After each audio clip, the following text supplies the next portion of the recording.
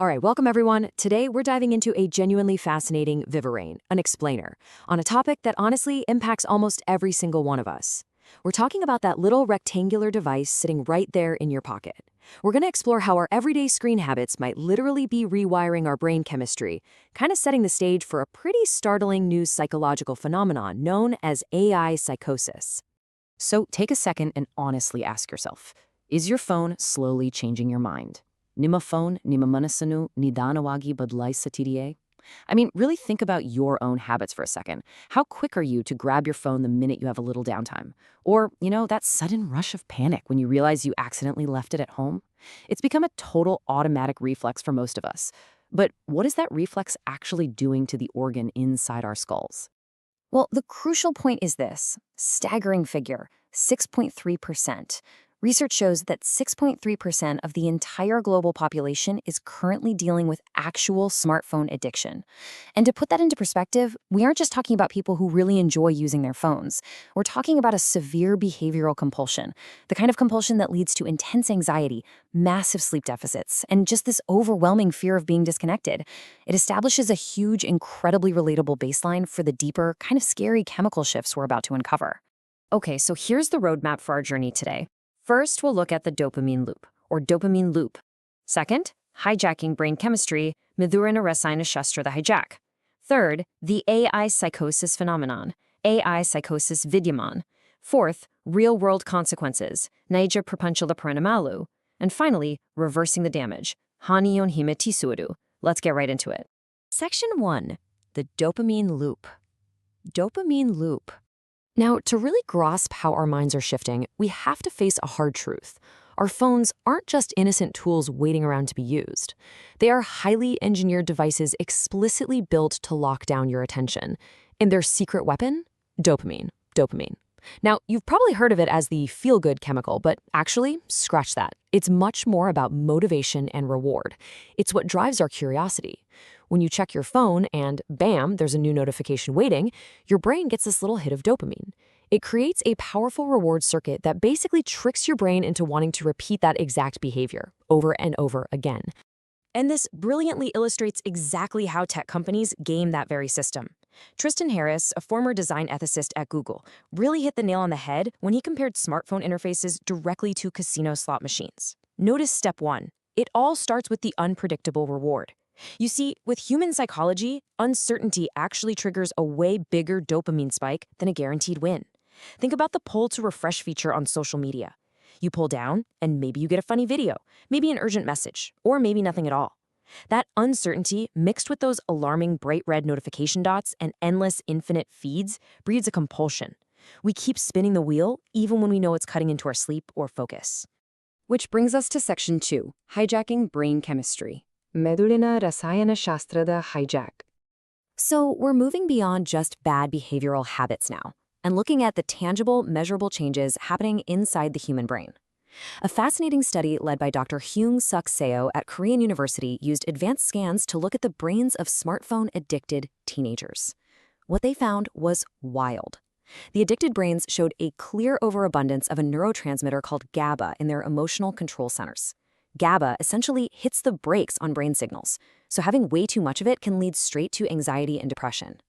On top of that, these phone-addicted brains literally showed diminished gray matter volume. Chemically and structurally, they look shockingly similar to a brain struggling with substance abuse. Moving on to section 3, the AI psychosis phenomenon. AI psychosis with Yamana.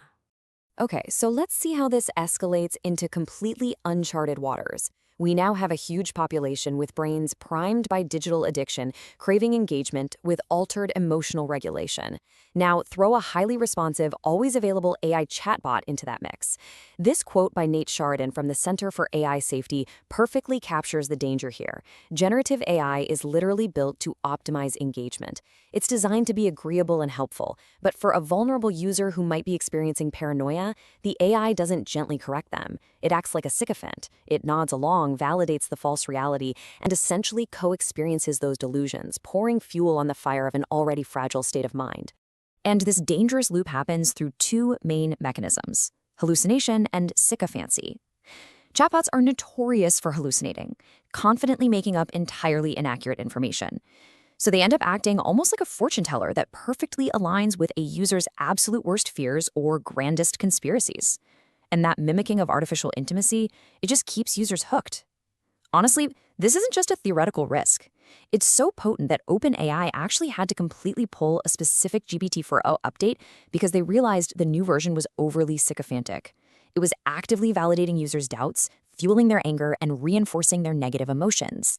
Section 4. Real-world consequences. Nejaprapanchada parinamagu. Now, what's really fascinating here is the sheer variety of how this actually manifests in the real world when altered brain chemistry meets agreeable AI. Impartially looking at the clinical data, it's pretty staggering.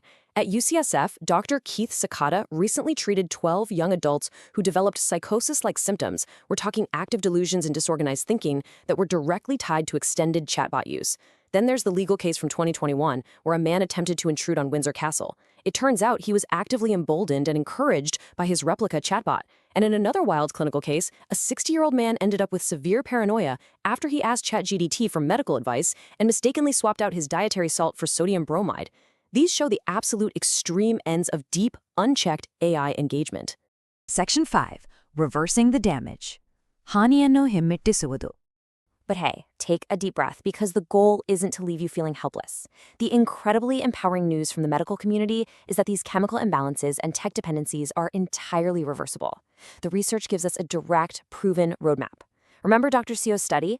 Well, teens who went through cognitive behavioral therapy, or CBT, saw their GABA levels completely normalize in just 9 weeks. You can also practice mindfulness to catch that impulsive urge to grab your phone so you can intercept it.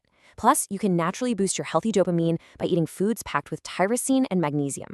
We're talking cheese, fish, nuts, and seeds. Prioritizing strict, proper sleep hygiene is non-negotiable for your brain to repair itself. And finally, Stanford addiction psychiatrist Dr. Anna Lempke highly recommends scheduling a good old-fashioned phone detox, periods of total device abstinence to let your dopamine reward pathways fully reset. Which leaves us with this final crucial question to ponder. As you navigate your digital life today, ask yourself, who is truly in control of your next click? ನಿಮ್ಮ ಮುಂದಿನ clickನ ನಿಜವಾದ ನಿಯಂತ್ರಣ ಯಾರಲ್ಲಿದೆ? Is it your own conscious intention, or is it a brilliantly engineered algorithm pulling the strings of your brain chemistry? By understanding the science behind the screen, you now have the power to reclaim your attention and protect your mind. Thanks for joining me on this explainer, and keep asking the big questions.